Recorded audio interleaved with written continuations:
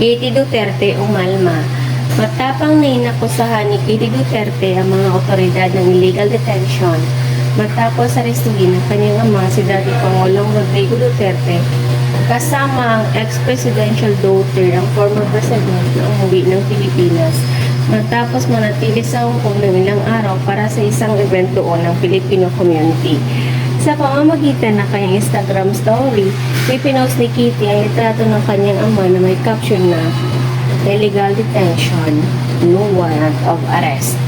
Bago ang pag-aaresto ng dating Pangulo ay kinumpirma na ng PCO na natanggap na ng Interpol Manila ang official copy ng warrant of arrest ng International Criminal Court laban kay Duterte.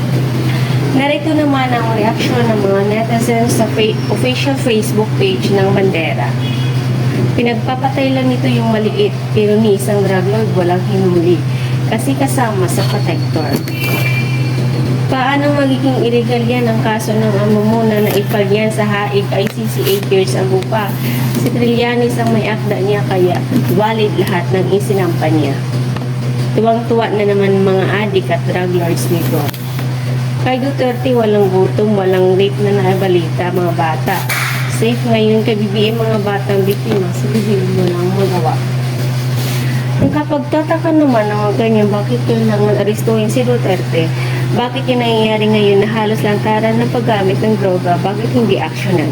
At maraming Pilipino naman ang mas ginusto sa ang pamamalakad ni Duterte, hindi man ay tigil ng sobra ang drugs, nagkaroon ng takot at pangingilag ang user at pusher. Unti-unti na bumabalik ang bulok na sistema. Andyan naman ang tanim na bala. Ano pa kayang susunod na mangyayari? Tatay mo, ex-president, ma-influensya, hindi bastahin ang pag-aresto.